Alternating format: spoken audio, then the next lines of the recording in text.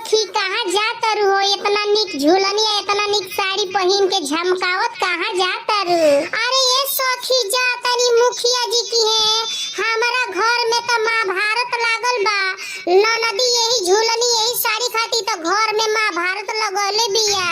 के ना हो सखी? अरे सासी के चोरी चोरी झूलनी गढ़वनी ननद छिनरो। सासी के चोरी छुपे झूलनी गढ़वनी ननद छिनरो।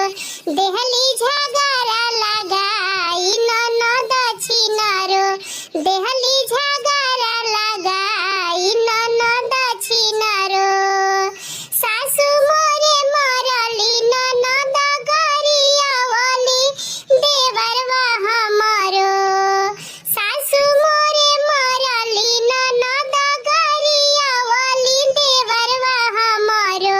कनखी मार के पटावे देवरवा हमरो।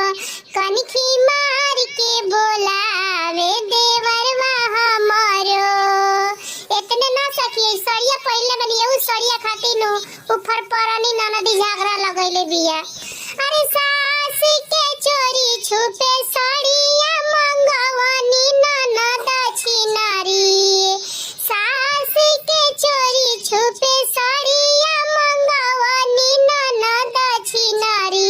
देहलस झगड़ा लगाई ननद छिनारी। देहलस झगड़ा लगाई ननद छिनारी।